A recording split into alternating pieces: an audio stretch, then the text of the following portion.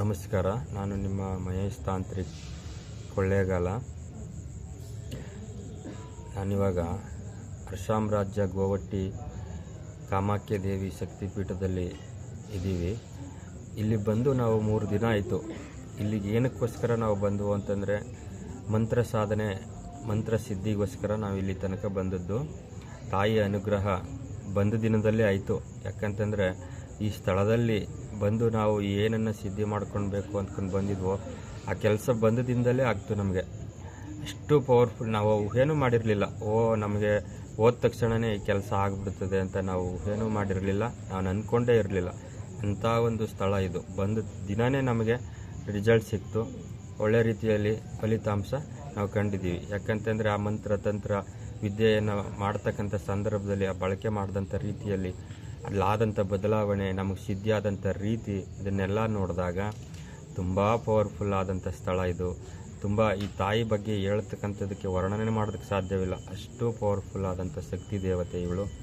ಅದರಲ್ಲೂ ಕೂಡ ನೀಲ ಪರ್ವತದ ಮೇಲೆ ಯವನಿ ರೂಪದಲ್ಲಿ ತಾಯಿಯನ್ನು ಇಲ್ಲಿ ಪೂಜೆ ಮಾಡ್ತಕ್ಕಂಥದ್ದು. ಈ ಸ್ಥಳದಲ್ಲಿ ಕನ್ಯಾ ಪೂಜೆ ಭಾಳ ವಿಶೇಷವಾಗಿ ಮಾಡ್ತಾರೆ.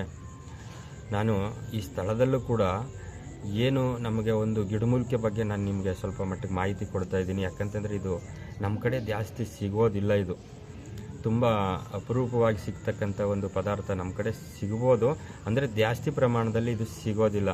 ತುಂಬ ನಡುಕಾಡಿಗೆ ಹೋಗಬೇಕು, ತುಂಬ ಅರಣ್ಯವಾದಂಥ ಪ್ರದೇಶದಲ್ಲಿ ಸಿಗುತ್ತೆ ಇದು. ನೋಡಿ,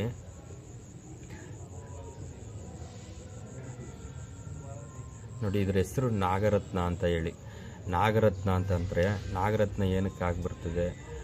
ಸ್ತ್ರೀ ಪುರುಷ ವಶೀಕರಣಕ್ಕಂತೂ ನಂಬರ್ 1 ಇದು. ವಶೀಕರಣ ವಿದ್ಯೆಗೆ ಯಾವುದೇ ಥರ ಆಗಿರಲಿ, ಇದನ್ನು ಸ್ತ್ರೀರತ್ನ, ಪುರುಷರತ್ನ, ನಾಗರತ್ನ 3 ಥರದ ಒಂದು ಸ್ತ್ರೀರತ್ನ, ಪುರುಷರತ್ನ ಏನು ನಮ್ಮ ಕಡೆ ಸಿಗ್ತವೆ.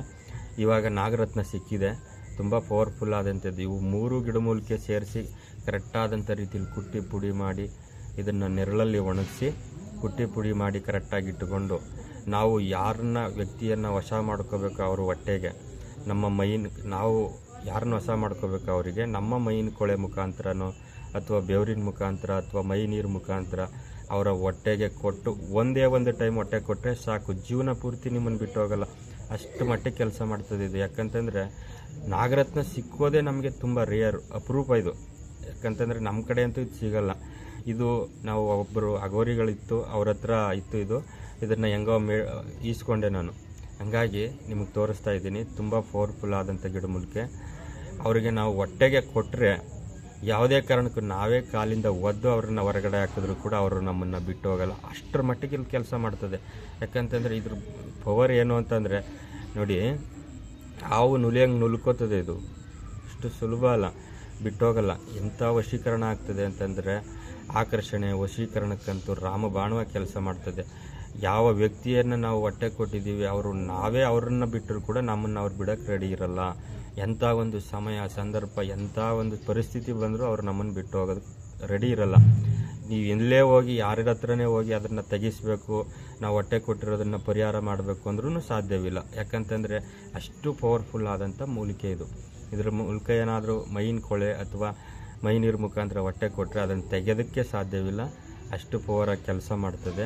ನಂಬರ್ 1 ಸ್ಥಾನದಲ್ಲಿರ್ತದೆ ಇದು. ಯಾಕಂತಂದರೆ ಇದ್ರ ಬಳಕೆ ಅಂತಕ್ಕಂಥದ್ದು ಭಾಳ ಪವರ್ಫುಲ್ಲು.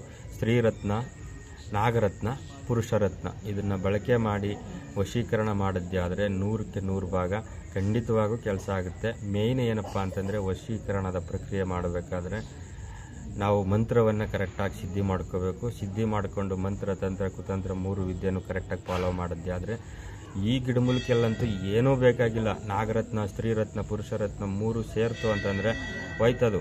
ಅದೆಂಥದ್ದೇ ಇರಲಿ, ಅದೆಷ್ಟೇ ದೂರದಲ್ಲಿರಲಿ, ಅದೆಷ್ಟೇ ನಿಮಗೂ ಅವ್ರಿಗೂ ಕಲಹ ಇರಲಿ, ಆಟೋಮೆಟಿಕಲ್ಲಿ ಎಳ್ಕೊಂಡು ಬರ್ತದೆ. ಅಷ್ಟು ಪವರ್ಫುಲ್ಲಾಗಿ ಕೆಲಸ ಮಾಡ್ತದೆ.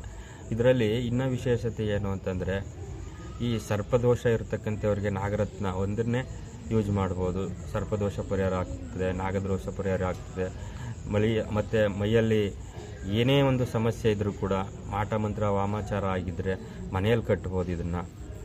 ಮತ್ತು ಮಕ್ಕಳಿಲ್ಲ ಸುಮಾರು ವರ್ಷ ಕಾಲ ನಾಗದೋಷ ಇದೆ, ಸರ್ಪದೋಷ ಇದೆ, ಲಗ್ನ ಆಗ್ತಾ ಇಲ್ಲ, ಇಂಥ ಒಂದು ಅಂಥವ್ರಿಗೂ ಕೂಡ ಇದನ್ನು ಕೊರಳಲ್ಲಿ ತಾಯ್ತಿ ಮಾಡಿ ಕಟ್ಬೋದು. ನೋಡಿ ತುಂಬ ಪವರ್ಫುಲ್ಲಾಗಿ ಕೆಲಸ ಮಾಡ್ತದೆ. ಇದು ನಾಗರತ್ನ ಅಂತಂದರೆ ತುಂಬ ಪವರ್ಫುಲ್ಲಾಗಿ ವಶೀಕರಣಕ್ಕಂತೂ ರಾಮಬಾಣವಾಗಿ ಕೆಲಸ ಮಾಡ್ತದೆ. ನಮಸ್ಕಾರ, ಒಳ್ಳೆಯದಾಗಿ.